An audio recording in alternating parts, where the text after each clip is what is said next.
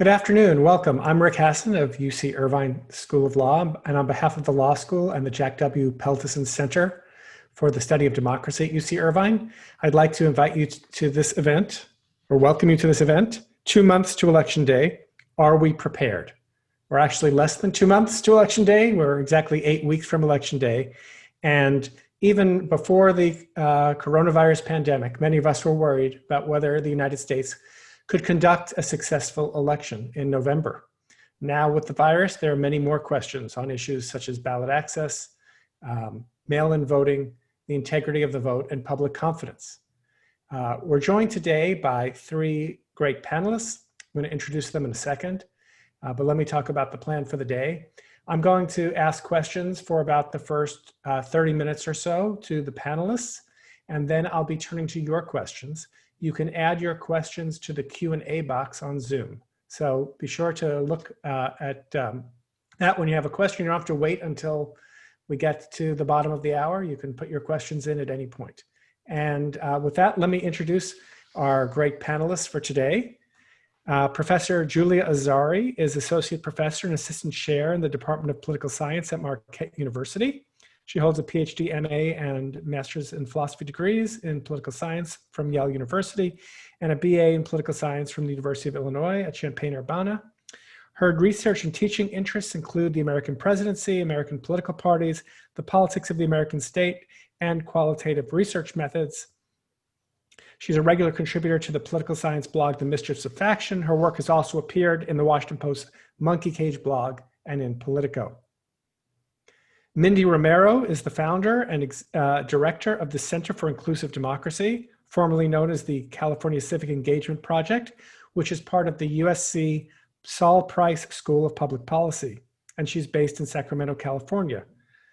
She is a political sociologist and holds a PhD in sociology from the University of California, Davis. Her research focuses on political behavior and race and ethnicity. She seeks to explain patterns of voting and political underrepresentation, particularly among youth and communities of color in California and the US. Marty Wattenberg is a professor of political science in the School of Social Sciences at the University of California, Irvine. Professor Wattenberg conducts research on elections and political parties in the United States and other advanced industrial democracies.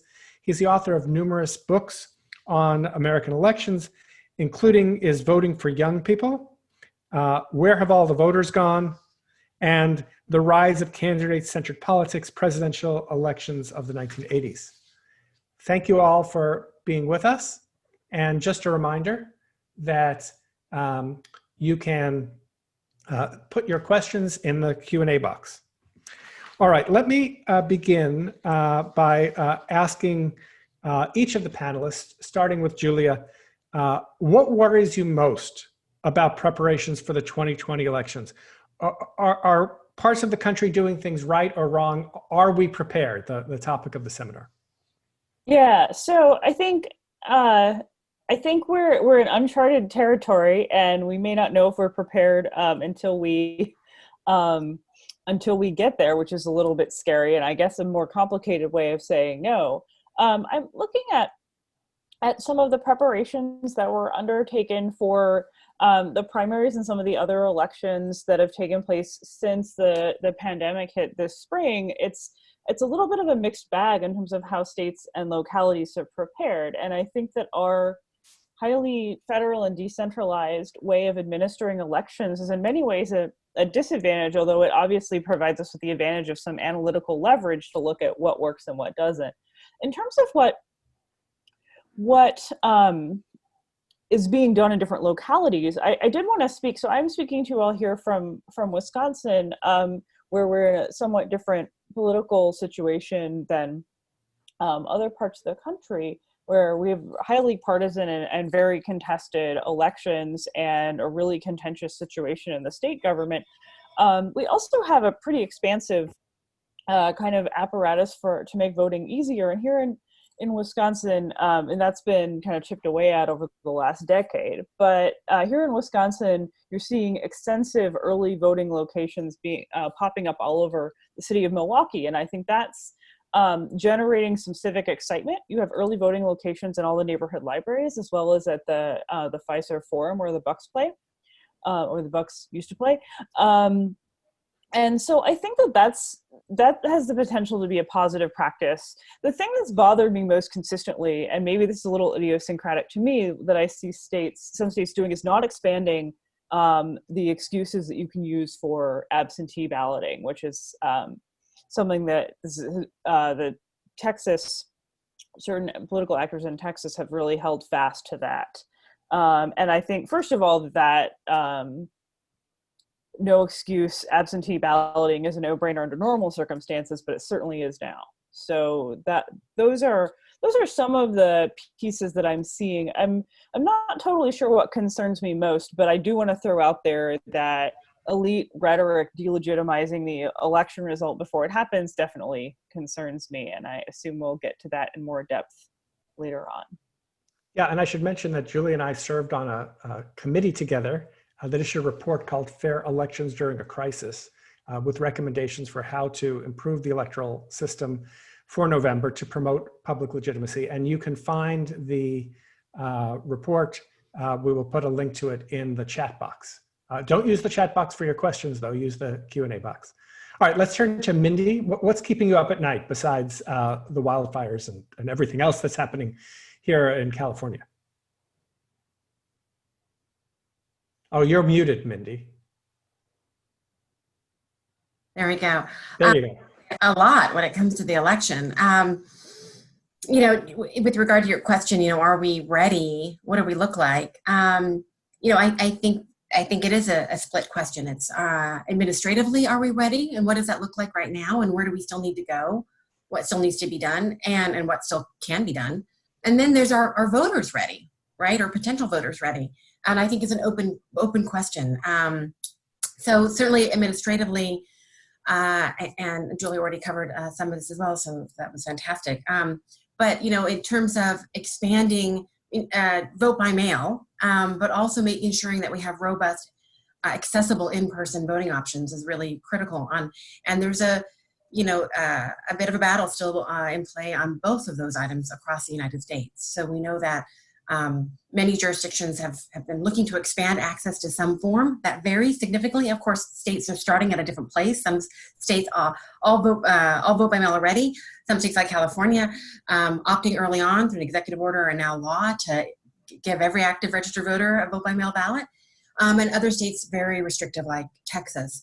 And so how far they're moving, if they're moving at all, right, varies. And that's a concern. It's a concern just for access, but also in terms of, voter education and outreach and, being able to inform voters of what that looks like, especially if it's differences within a state itself by jurisdiction. How do you communicate that and message that at a statewide level if you've got county differences, for instance? Outreach is so critical. It's always critical in this election, especially to reach historically underrepresented groups, voters of color, young people, lower income, so forth. But this election, with the single biggest change that we've seen across the country, right, this question about the safety of voting in person, and not just whether voters feel comfortable voting in person, but also the very real reality that election officials are facing, right, of being able to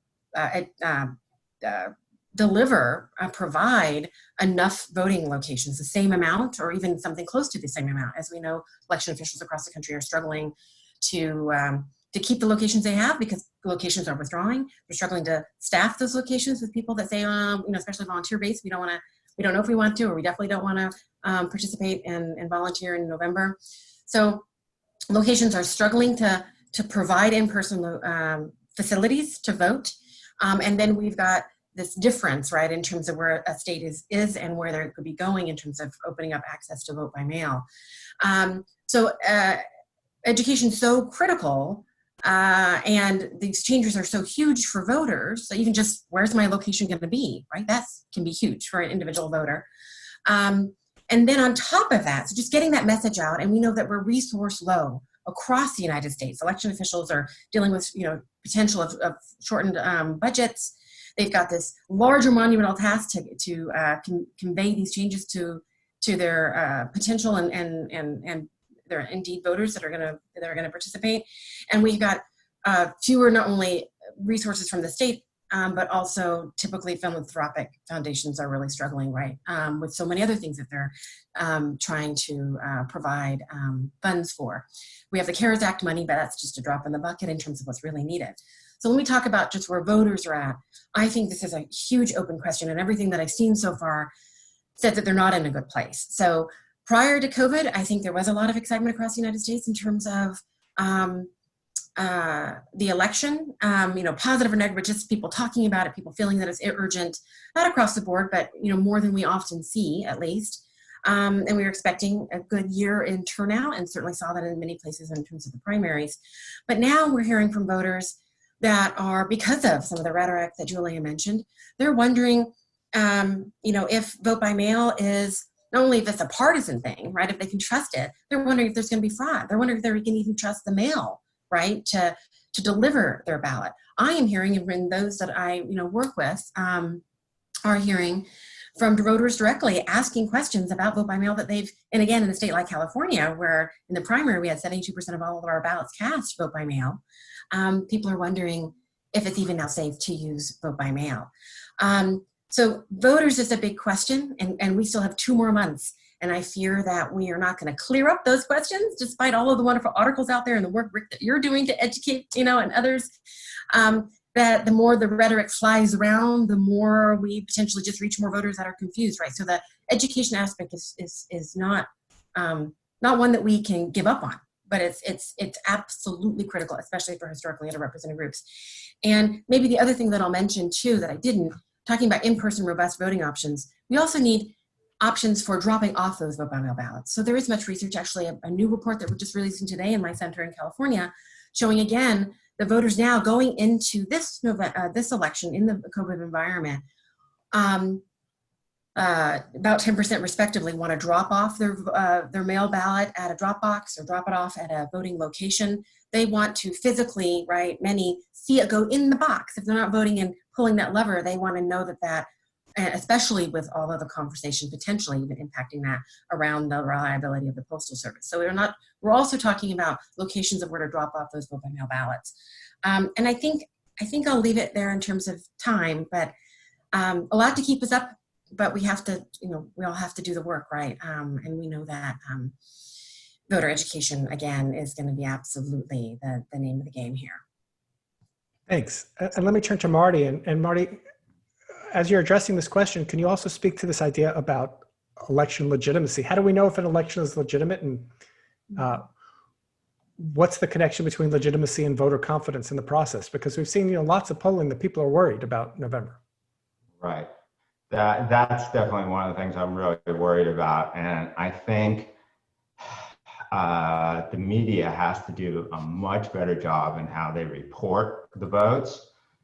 What they've traditionally done, and it's really bothered me the last few elections, is percentage of precincts reporting. And then you left with, at the end of the night, 100% of precincts reporting. But there's plenty of votes still left. And it's just absurd. That means the mail ballots haven't been counted, and people think, well, the election's over, but the election keeps on going. And so what I've heard that at least some of the media sources are trying to deal with is to do an estimate of how many total votes are expected. And instead of precincts reporting, to do percentage of expected vote that's in at this point. And if all the media sources do something like that on election night, things will be so much better. Good news is Florida has a lot of experience with counting absentee ballots, and they start counting them or validating them ahead of time. And all on Florida say, well, we should probably have a definitive for Florida on election night. And if we know Florida, then we probably know how things are going to go nationwide.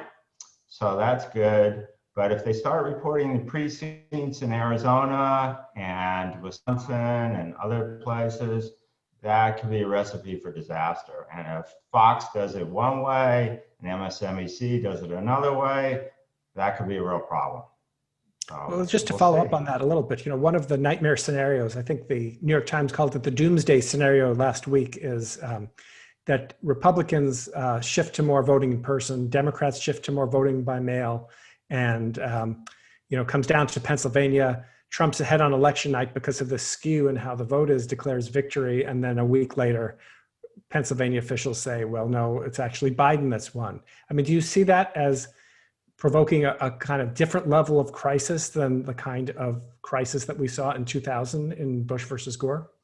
Well, that was part of what went wrong in 2000 is people during the evening thought Gore had won because there's projection that Gore had won. And then there's projection that Bush had won. And then there's projection that we don't know who won.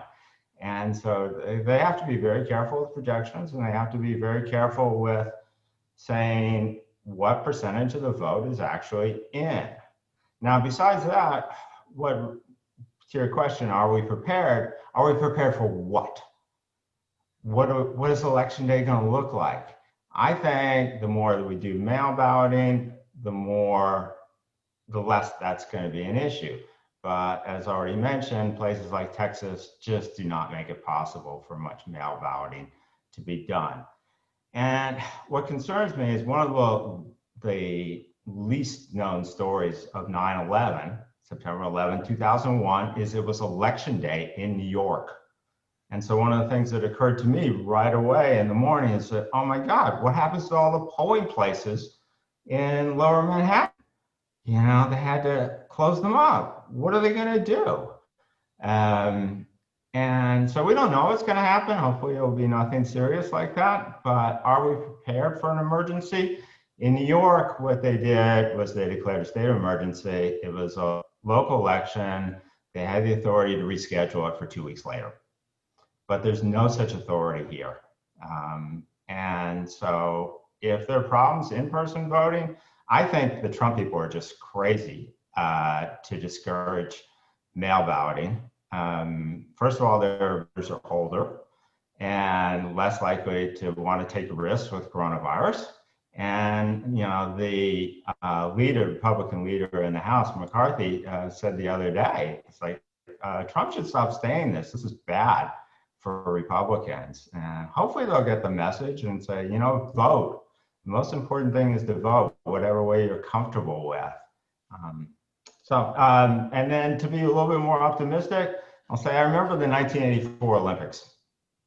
Everybody said it was going to be a traffic nightmare. And athletes would have to leave the village 4 hours ahead of time in order to get to their event on time. Turned out the traffic was the least LA had ever seen in recent memory during the summer because people made adjustments. So the more people hear these scare stories, in a way, the better, because they will make adjustments. And that's what I'm hoping for. Yeah, well, I was feeling, I vacillate between being optimistic and pessimistic. And I was feeling a little bit okay about things this morning until I saw the new Marist poll that had Florida at 48-48. And, seeing Florida tied is not something, as an election law person, you really want to see. Let me turn to Mindy and something that both you and Marty mentioned earlier about safe in-person voting. And maybe you could speak a little bit to California's experience. California has now made this decision to mail out ballots to everyone, but there's still going to be in-person voting. There's still going to be people who are not going to be comfortable casting a mail-in ballot, or who don't get their ballot in time, or otherwise want to vote in person.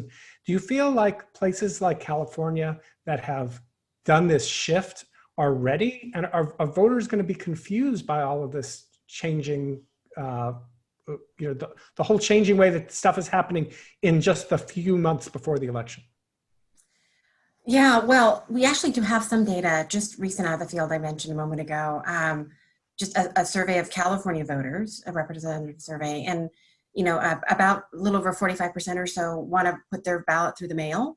But there's another, almost a third, that want to still vote in person in some way, whether it's on election day or early before election day. And actually, voters of color, young people are more likely to want to vote early if those options are available to them. And we also asked about people if they're, if they have concerns about the election, what are those concerns? And a good chunk of people are talking about COVID, and specifically contracting COVID while voting, right? Which is an important distinction, not just COVID, but COVID while voting.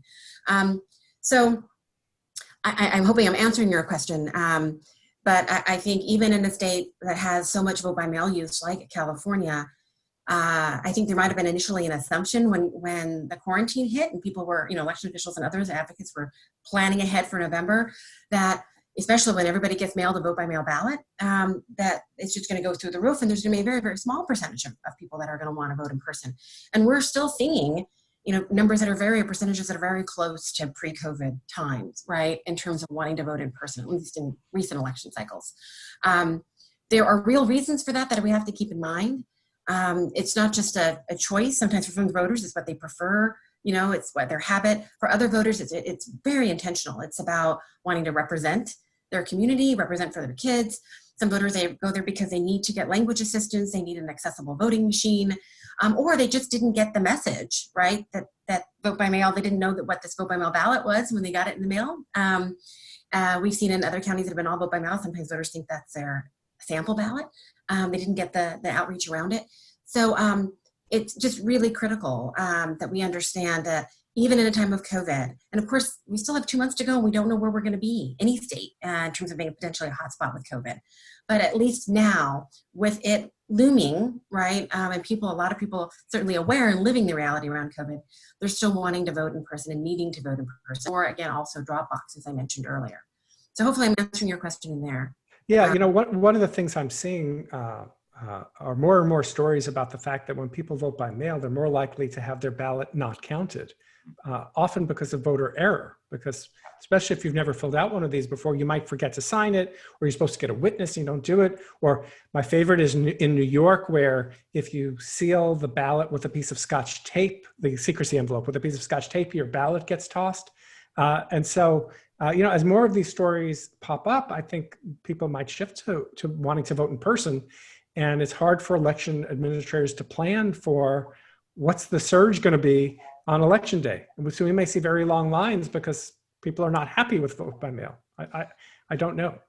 Absolutely, and you just made an excellent point. So there's been a lot of talk around what COVID will do to maybe increasing vote by mail usage, but also all of the rhetoric and concern around vote by mail could move some folks, right, to vote in person. And what does that mean? But just on your other point real quick, if I may, really quick, around rejection rates, we know that California and across the country that, there is a verification process which is necessary, and by the way, which is why we don't see voter fraud, but a verification process involving your vote by mail ballot. But that does mean that a very, very small percentage, at least in our state, typically around 1%, does get rejected. And in this new environment with so many new voters, it's a good chance that we may see that increase. And we have seen just in some of our previous research that new voters, first time using voting and first time using vote by mail, actually do have higher rejection rates. Now, these are past elections, not necessarily applicable to the COVID environment, but there is some data to suggest, when you're new, you are more likely to do something wrong, not realize you're supposed to sign your signature, whatever it might be, hopefully not Scotch tape. Yeah. I'm going to direct a question to Julia and then to Marty, and then I'm going to turn to your question. So if you have questions, put them in the Q&A box. I see we already have some popping up there. So Julia, let me turn to you. I see you often on Twitter. Let's talk about social media and disinformation. We're seeing story after story about, the Russian hackers that are pretending they're, left-wingers that are trying to convince Democrats not to vote for Biden. We're hearing China might be doing stuff. There's a lot of disinformation coming out of the campaigns, right? So there was a story about the Trump campaign tweeting out false videos, and Project Lincoln, which is an anti-Trump group, had manipulated a video and it was removed. Does any of this stuff matter in terms of either how people vote or about their confidence in the process? Is there anything social science tells us about whether this is just noise? Yeah, that's a great question. And there's some interesting social science on disinformation, a lot of which is about how to correct disinformation and is kind of equivocal about whether that is, whether that's a straightforward process. So here is my sense of this as more of an election scholar than a social media scholar. Social media is just where I say things that I used to say to people when we went in person and saw people. But so here are a couple things that I want to point out. The first one is, I think, in terms of disinformation, is sort of improperly contextualized information. And this is not new to the Trump era. And I don't want to pick out one side or another, but having said that, I think that there is sort of persistent effect of this on Fox News and on some sources like that, of kind of taking a fact about a politician on the other side that's true and then putting it in context to make it seem like it's more exceptional or unique than it really is. For example, and I think that obviously can be used by anyone, but I think that's an important and kind of underappreciated source of misinformation, because it's often not using something that's factually false, right? It's just decontextualizing that information. And I actually think that is more pernicious than the sort of blatantly fake news. The second point I want to talk about is demobilization. And this, I think, is, again, a kind of underappreciated part of the Russia story in 2016, which is using these sorts of demobilizing messages. I think there's one example of like talking about Hillary Clinton's record in Haiti and blasting that message to Haitian American communities in Miami. And that's not intended to persuade anyone to vote for Trump or to get anyone to engage in any way, right? That's intended to demobilize, to make people feel dissatisfied, disenfranchised from the process and not vote for anyone. And that, I think, is another kind of critical piece of the disinformation puzzle, and particularly the disinformation puzzle coming from these planted social media sites from other countries. So those are the big things that I've been thinking about. But all of that being said, the third piece that I often say about this is that despite all the disinformation and these sort of concerns about the role of social media and the role of Russia in the 2016 election, is that the 2016 election, the results didn't look that weird, right? If this really mattered, I think we would see more perceptible shifts in the electorate. Whereas the 2016 election looked not that different than 2012. We had very little change in terms of the average state vote. Obviously, seeing where I'm sitting, where I'm talking to you from, the supposed blue wall crumble was unexpected, but those were very close electorates in states that typically are very competitive between the two parties. And 90% of Republicans voted Republican, almost 90% of Democrats voted Democrat. So part of me thinks if this were a huge force, we would see election results that were a lot more different. That being said, when elections are close, everything matters. So that's my brief spiel about disinformation. Thanks. All right, let me turn to Marty, and then I see we've already got 26 questions in the queue, so I'm going to do what I can to get through those. But Marty, I wanted to ask you about something I know you've thought a lot about, which is the fact that we don't conduct a single election for president, but we conduct something like 10,000 elections for president, that we're hyper decentralized, hyper localized in our elections. Do you think that's a major flaw in how we run our elections? And is there anything we can do about it? Sure, it's a huge flaw. And Article 1, Section 4 of the Constitution starts with the times, places, and manner of holding elections for senators and representatives shall be prescribed in each state by the legislature thereof. And by and large, that's how things have worked. And when you say, are we ready? It's like, okay, we got 50 states. Is each one ready? Some of them are, some of them aren't. They use different procedures. And then even within a state, a lot of states allow counties to do different things. Other states have more centralized control. But let me point out that what this election has revealed is the flaw in our decentralized election system, as if Florida didn't, but Florida 2000, that is.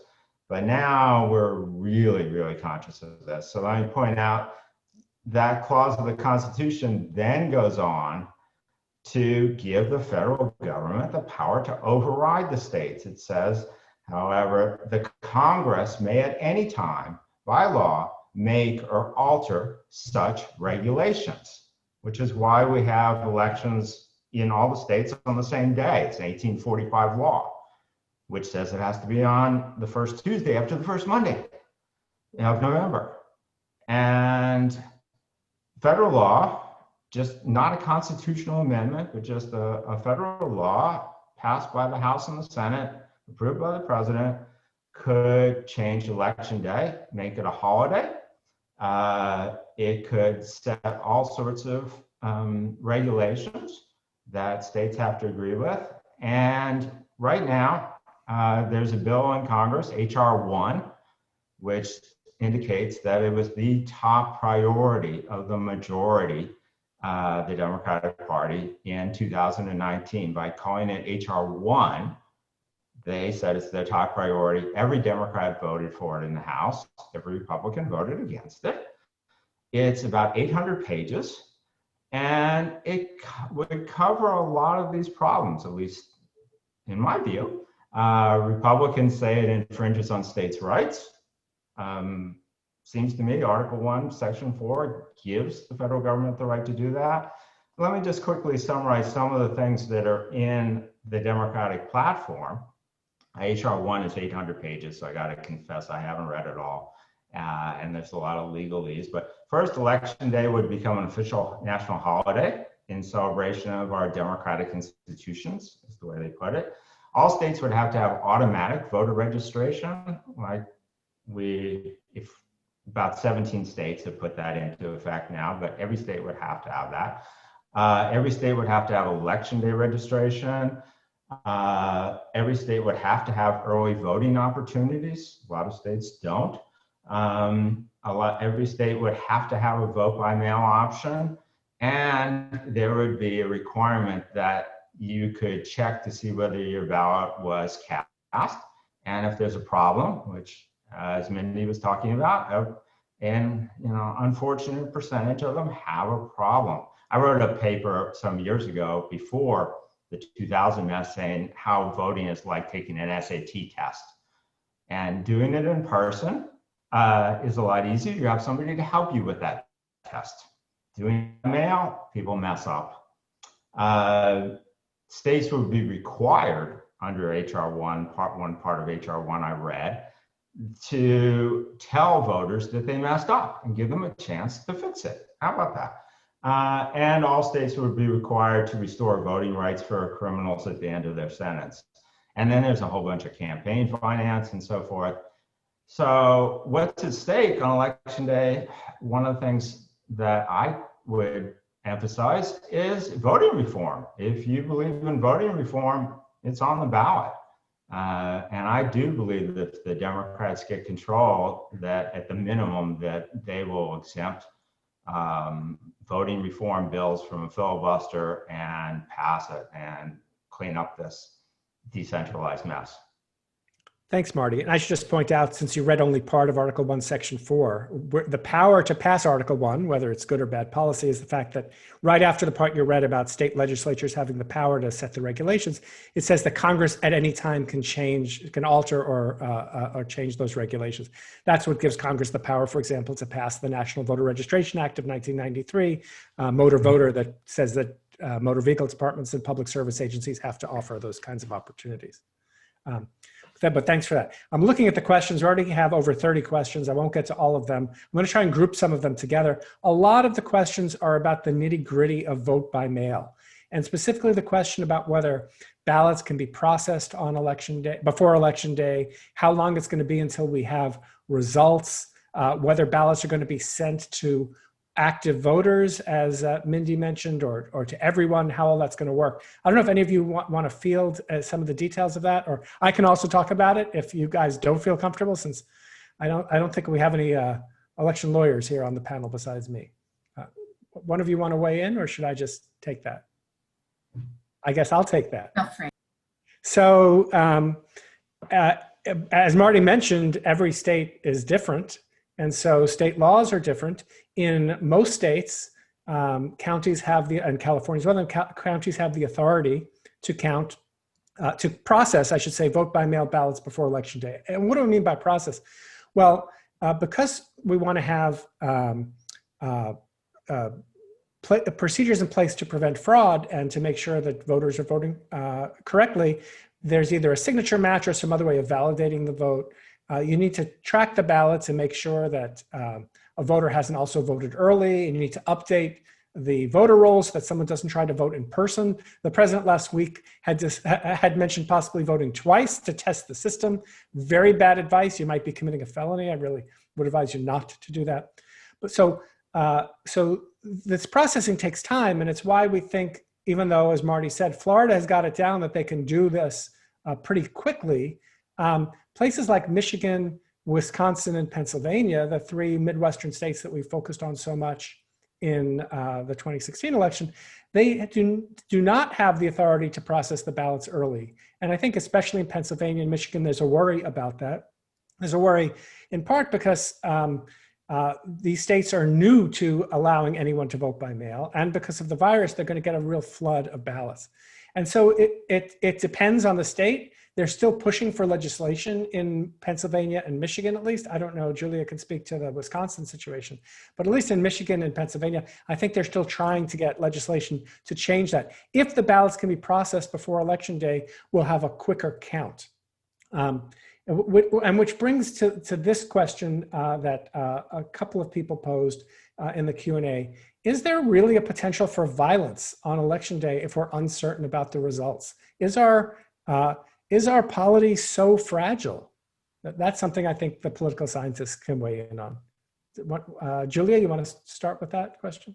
I mean, I can try. I think this question gets a lot of attention, and I don't know that any of us have a really good way of thinking about the answer.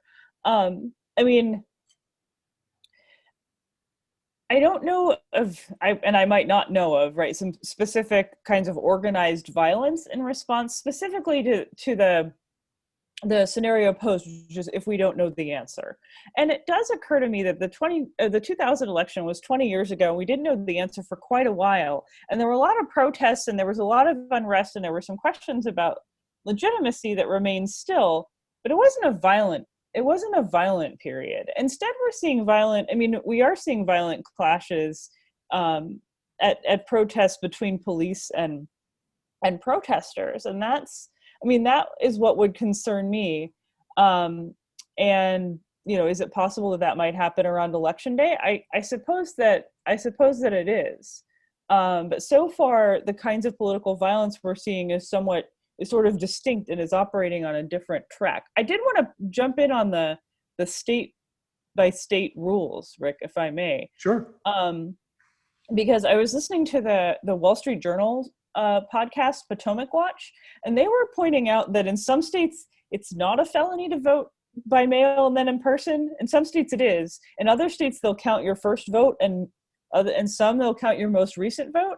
And I didn't verify any of that independently, but it just struck me just how much variation there is in those rules, which is especially challenging because the media has become increasingly nationalized, right? So we're getting these national messages about what is and is not the correct way to cast a ballot, and actually those rules are really specific and idiosyncratic to localities. Yeah, they are. And I would point out also, just so we're clear here, and I'm not giving legal advice, but it is against federal law in a federal election to vote twice. Whether you could try to defend yourself by saying you were, quote, testing the system. There was a Trump supporter in 2016 who tried that and ended up getting convicted of voter fraud in Ohio. So really, I think not something you want to try at home and at the polling place. Mindy or Marty, do you want to weigh in on the violence question? I get this question a lot. I mean, people seem very concerned. We're very hyped up these days. Well, I think not. Marty and then Mindy, go ahead. My guess would be there probably won't be any problems like that, but who knows? If the reporting is misleading and if they're opposing protests, I suppose so. I'd say cross that bridge when we come to it. But I guess, also Trump is a wild card. He's like, he can stir some of this up. So who knows? Personally, I'm pretty confident that we'll have a pretty decisive result, and most people will have a pretty good idea of who's going to be president by about midnight. Pacific time, say. By what time you cut out? About midnight this time. That if you stay up till midnight, I think you'll have a pretty clear idea that who's going to win. Okay, we're going to refer to you as the wildly optimistic Marty Wattenberg. I was going to say, let's all put that on Twitter now. You've marked the moment. No, we wouldn't do that to you. You know, I do think anything is possible. Unfortunately, I think we have to be careful, of course, in how we talk about this, so it's not perceived as encouraging, right? Any sort of violence. But the reality is, we are in a very different world than we were 20 years ago, which I know Julia knows. We have violent conflicts in the streets. We have folks that are deeply, deeply frustrated, concerned, and that's an understatement, right, about the world around them and social and racial injustice that in many ways are out there in the streets, right, fighting for their own lives, their future, their safety, and their children, their families, and so forth. And then we have the larger environment that is Trump. I would argue we've never seen, with any candidate, such disdain, right? Such wild ranging emotions and perceptions of a candidate. And people that don't want to see Trump reelected, many of them really don't want to see Trump reelected. So I think it's going to come down to, even if we're not close, we could still see issues in the streets if there are collections of folks that feel that it's legitimate. I mean, is not. The outcome, whichever way it goes, is not legitimate, and they feel that it's been their candidate's been taken from them, especially if that is fanned by other entities, social media, and or potentially even the president. But if it's close, all of that's happening within the larger context of economic disruption, high levels of unemployment rates, the George Floyd and continuing protests that we've seen, and deep, deep disdain on the part of many folks, right, of Donald Trump and what he says in this election. And of course, for his supporters, deeply, deeply, right, concerned about him potentially being wronged in some way, and his election, right, being stolen from them. So I think anything is possible, period. I mean, it's 2019. I mean, 2020. I wanted to subconsciously rewind the clock, but it's 2020, and we have so many factors that are going on in the world around us. It's not at all surprising if we see some level of violence in the streets. Let's just hope that it's very minimal if it happens, and the overall legitimacy of the election in whatever direction, there's a perception around that, and which, by the way, I think is an open question. I think even if it's not close, I think there's still going to be questions for years to come because of all of the rhetoric that has been stirring around, including COVID, including the new introduction of vote by mail. I just think we're looking at just an environment we've never seen before. Yeah. So taking Mindy's comment and Marty's earlier comment about media, I want to turn to you, Julia, about this question. One of the things we know from some of the political science work on why democracies die is that when both sides see it as an existential election, it's really a problem because then so much more is at stake than just what the tax policy is going to be for the next 4 years. Marty suggested that kind of the media was falling down on the job in terms of reporting 100% precincts reporting. Do you think the media has a big role here in terms of lowering the temperature? Is that what the media should be doing? What should the networks and the social media companies be doing differently than what they're doing now, if anything? Yeah, that's obviously a great question. And again, the social media companies, I feel like we're in a kind of a new territory where it's difficult to figure out how to weed out misinformation or inflammatory information without giving someone too much power as the arbiter. I mean, this is an old First Amendment problem with new technological implications. In terms of the news media, I think I'm of a couple different minds, and there's one sort of mindset in terms of what should happen on election night, and one in terms of how to cover the substance of an election campaign. And I guess this is a good point to note that, as a regular contributor to 538, I'm not only observing this, but also participating in this and actively thinking about how to cover election night and also how to write about about the election in a way that's fair and substantive and interesting. And I think, so for election night, I mean, we have seen some improvement since 2000 in terms of the hesitance of networks to make calls and to make projections. And hopefully that will continue. I guess that's the best I can say, is hopefully people will be really conservative about making projections based on what percentage of precincts are reporting, particularly given that we may not, as you were pointing out, Rick, when we talk about processing of mail-in ballots, we may not know what we don't know, right? We don't know how many such ballots there are. And more will be coming in days after the election. Yeah, right, exactly. I mean, this was even true in 2018 in the before times, that the Wisconsin gubernatorial race was really, really close. And there was like a pile of absentee ballots that were sort of came out of nowhere at the last minute that put the election over the edge from Milwaukee County, which is mostly pretty Democratic. So, so that happened even before. And so I think that's just a matter of kind of restraint. And I do think that there is somewhat of an effort to promote the idea that we may not have an answer. And I think it would make sense to really emphasize the fact that democracy is slow and takes work. And it takes a lot of administration. And, you have an election, people think about their part, they voted, their voice, whatever, but then like the back end of that you don't see can be really complicated and really tedious, and people are doing that work behind the scenes.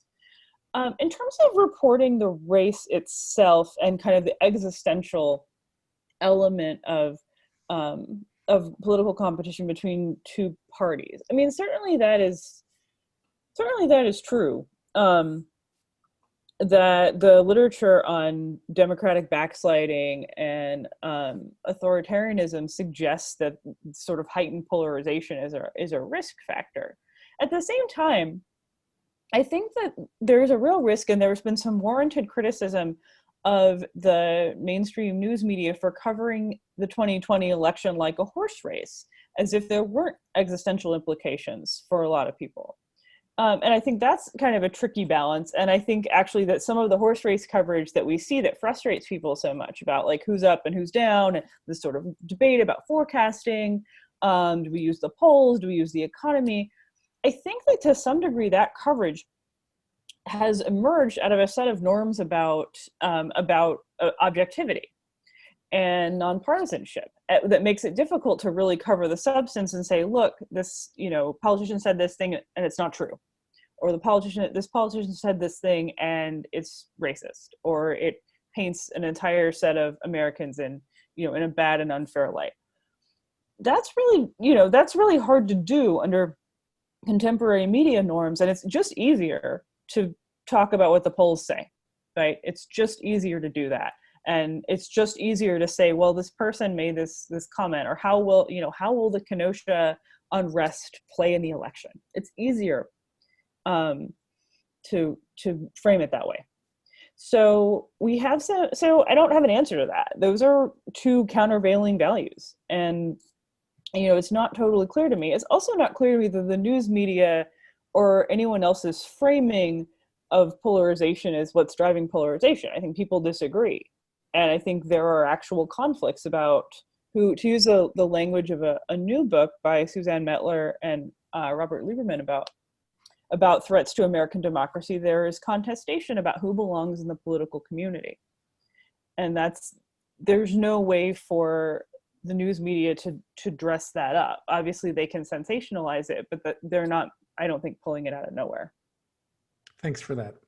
Marty, there are a few questions here about youth voting, and since you wrote a book on this, what do we know about youth voting in the pandemic? And there's one question here is about student voting. If students are on campus, they're off campus, they're quarantined. Is this going to affect youth turnout? And are there efforts being made? And Mindy might want to weigh in on this too. Are there efforts being made specifically to reach out to young voters to try to make sure they're not disenfranchised by all of this dislocation? Well, let me quote Mindy's study from the California primary. In the California primary, which is just at the beginning of the pandemic, 18 to 24-year-olds, 16% of citizens voted. Among 65-year-olds or over, 56%. So it's a huge difference. Will that gap close? In a general election, always, absolutely. But young people are going to be more likely to vote in person, and that could be a problem. They could be discouraged. Young people, there were some questions about registration. Young people will be more likely to vote if there's election day registration, but that's going to slow things up if they have to do that. So, I'm expecting pretty low voter turnout myself this time, but I think HR 1 or something like it will pass, and that will change most everything. The one thing it won't change, I started reading some of the chats, they say, we're all anti-Republican. I'll tell you what won't change. It's something the Republicans really like right now is the Electoral College. And it won't change because that cannot be done by a simple act of Congress. It has to be done by constitutional amendment. And as long as one side is avidly opposed to it, which the Republicans now are, it will not happen. And personally, I think the Electoral College should be retained. I think if we went to popular vote, there would be all sorts of problems. There was a piece in a law review that I read that Rick's blog pointed me to. Maybe Rick will remember. It's Guy Pepperdine, I think. Derek Muller. He's now at Iowa. Oh, okay. Sorry, what was the name again? Derek Muller. Oh, Derek Muller, right. And he said you would have games between states. So California could make it compulsory to vote to try and run up the score. California could also lower the voting age to 14 to run up the score. And do you think they wouldn't do that? It's like, well, maybe they would. And Republican states could do other things that could restrict the vote. And so personally, I think we all have to live with the Electoral College, and it's probably better. And I don't think that there will be a disparity, but it's still possible. I've seen some modeling showing that Trump could lose the popular vote by 4 to 5% and still win the election. It's a long shot, but it's possible. And certainly they're not talking about winning the popular vote anymore. So. That would be a different kind of legitimacy question. Yes. Mindy, I don't know if you want to weigh in on the youth vote question. Just to add to what Marty's talked about. Certainly gaps are huge between older and younger voters when it comes to turnout. And typically in a general election, we see that gap still significant, but narrow a little bit. I think we're still going to see that. But you're absolutely right, Rick, that young people are disconnected from very common places where they usually are engaged, right? Where they're asked to register to vote, where they, college campuses, universities, where they come together and join clubs or have candidates come and try to mobilize them and reach out to them. These points of where relationships develop and where communication happens right now are just incredibly limited for young people. But we also have to remember that not all young people were, connected to the voting process. Not all young people go to a four-year university, right, or a college. Of course, young voters tend to vote even in smaller numbers. So I think the larger environment will still impact youth turnout. We know a lot of groups that, like CalPERG here in that work on California campuses, are still trying to outreach. They still have the information of young voters. They're still outreaching to them, even though they're not on campus. But it's just so much harder. The mechanisms to do that, the fact that we can't do it in person, young people, lots of research shows that they're connected to by a fellow peer and in person, it can make a big difference. That is harder to do. So I'm very concerned about the youth vote. And another thing is, even just again from our recent research that we're releasing today, more young people do want to vote in person. More young people want to vote early, having those early options for young people. And believe it or not, more young people, higher percentage of 18 to 24-year-olds are concerned about voting in November, about contracting COVID while voting in November than older voters. And this is the second survey that I've seen this now. And We can kind of talk that through and why that is the case. But if people think that young voters aren't concerned about contracting COVID, they are concerned about contracting COVID, but they still are saying they want to vote in person. And I think the information they get if they're told, I know from other research that I've done with some colleagues through UC San Diego and other UC campuses, we identified that if young people and older voters were told that the polling place was adhering to social distancing and using PPE, that their comfort level in using the polling place and voting, getting in line and using the voting place actually goes up quite significantly. So it's, people want to vote in person, but I think also they need to understand and know that that is a safe process, and that again, a lot of time between now and November in terms of how heightened their concern might be around COVID. Just throwing all that out to you, at you in terms of some numbers, but the bottom line, yeah, I'm concerned about the youth vote. I'm concerned about the outreach and connecting to young people. The larger environment is mobilizing young people, but they still need to be shown how to register. They still need to, the kind of nuts and bolts around the voting process, they still need to be connected to. So you can be mobilized and have a candidate that you want to see in or out of office, but they still need to be connected with in terms of actually how to navigate the electoral process. And that's what I'm concerned about.